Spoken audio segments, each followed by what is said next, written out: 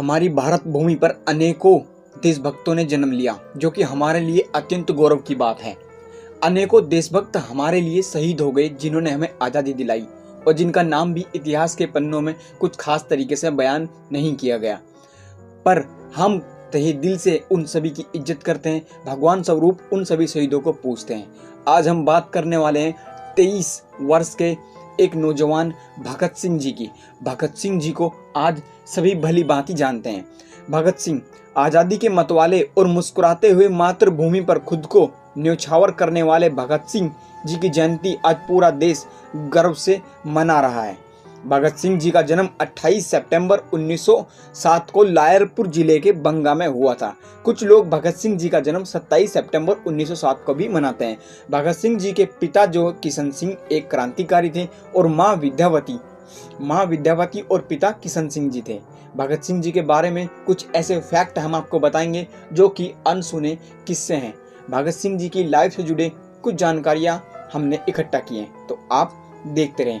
भगत सिंह जी के चाचा अजीत सिंह जी भी एक स्वतंत्रता सेनानी थे और भगत सिंह जी के चाचा भी जेल में शहीद हो गए थे, परंतु मातृभूमि का रास्ता, मातृभूमि को आज़ाद कराने के लिए अपनी लड़ाई बिल्कुल भी नहीं छोड़ी। भगत सिंह जी का सबसे पहला प्रभाव अपने चाचा जी का उनके जीवन पर बहुत गहरा पड़ा। भगत सिंह जी की पढ़ाई लाहौर के DAV हाई स्कूल में हुई और भगत सिंह जी जब 12 वर्ष के थे तब 13 अप्रैल 1919 को बैसाखी वाले दिन रोलेट एक्ट के विरोध में, आप सभी जानते हैं, जनरल डायर ने गोली चलवा दी थी और जलियांवाले बाग में निहत्थे हजारों की संख्या में निहत्थे लोग मारे गए। इस हत्याकांड का 12 वर्ष के भगत सिंह पर गहरा असर हुआ और जलियांवाले बाग में जाकर उस खून से लथपथ उस मिट्टी की कसम खाई कि वे भारत माता को आज़ाद कराने के लिए पूरी कोशिश करेंगे, चाहे उसके लिए जान ही क्यों ना देनी पड़े। जो कि आप सभी जानते हैं, पूरी निष्ठा के साथ भगत सिंह जी ने अपना कर्तव्य पूरा किया और अपनी कसम को पूरा किया। भगत सिंह जी करतार सिंह जी को अपना गुरु मानते थे। करतार सिंह जी की उम्र भी काफ़ी ज़्यादा कम थी। करतार सिंह जी को गुरु मानने वाले, उनका फोटो अपने साथ रखने वाले भगत सिंह जी ने सबसे पहला जो क्रांति के लिए अपना कदम रखा था, तो भगत सिंह जी ने राजगुरु के साथ मिलकर जलियांवाला बाग हत्याकांड कराया था, जनरल डायर, उनको मारने के मकसद से भगत सिंह और राजगुरु गए थे। 17 दिसंबर 1928 की बात है, पर जनरल डायर के साथ जो है जनरल डायर नहीं आया। लाहौर पुलिस सहायक अधीक्षक JP सैंडर्स आया, जो कि उस समय मौजूद था जलियांवाला बाग हत्याकांड में। तो 17 दिसंबर 1928 को लाहौर में सहायक पुलिस अधीक्षक JP सैंडर्स को गोली मार दी, जिससे क्रांति की नई आग पैदा हुई और देश के अनेकों हिस्सों में आज़ादी को लेकर नारे लगने लगे। इनकलाब जिंदाबाद का नारा लगाते हुए बटुकेश्वर दत्त और भगत सिंह जी ने अंग्रेजी सरकार को जगाने के लिए 8 अप्रैल 1929 को अंग्रेजी सरकार को जगाने के लिए बम फेंका। लिहाजा ये बम किसी को नुकसान करने के मकसद से नहीं फेंका गया था और इससे कोई नुकसान भी नहीं हुआ, पर अंग्रेजी सरकार ने गलत इल्जाम लगाकर भगत सिंह जी को गिरफ्तार कर लिया गया। जब JP सैंडर्स को गोली मार दी गई, भगत सिंह जी के एक सबसे ज्यादा जो सहायता करते थे, उनको गुरु भाई की तरह वो भगत सिंह जी मानते थे, तो वो थे आपके पंडित चंद्रशेखर आजाद।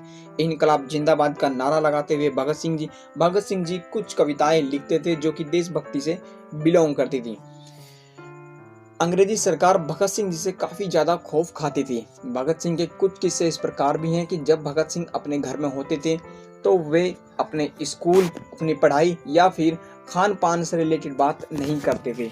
भगत सिंह जी ज़्यादातर क्रांतिकारियों की बात करते थे। बहुत सी कम उम्र में भगत सिंह जी ने अनेकों क्रांतिकारियों के बारे में पढ़ा।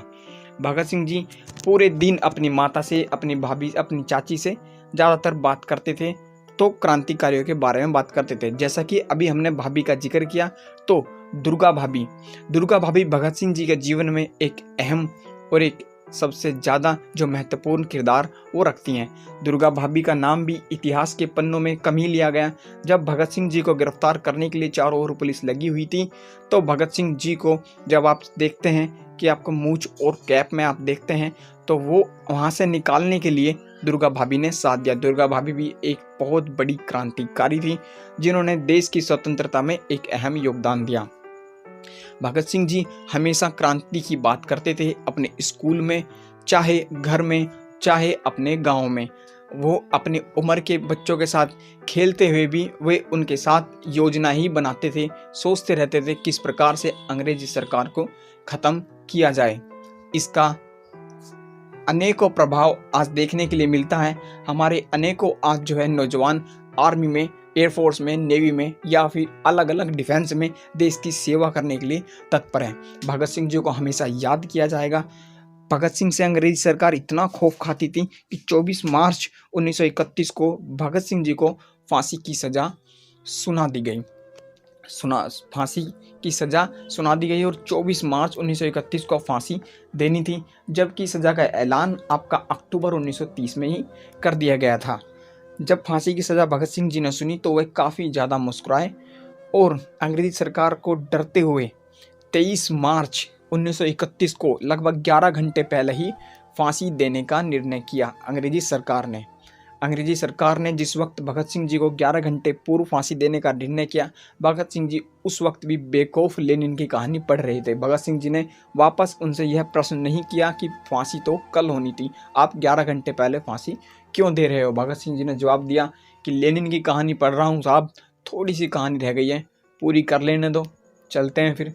मुस्कुराकर जो जेलर था उसकी आंखें भी नम हो गई और 11 घंटे पूर्व 23 मार्च 1931 को 7:30 बजे भगत सिंह जी हमारे देश के लिए शहीद हो गए।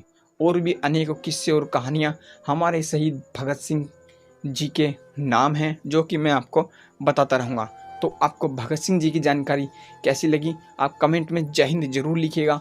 जय हिंद, वंदे मातरम, भाई भगत सिंह जी की जय।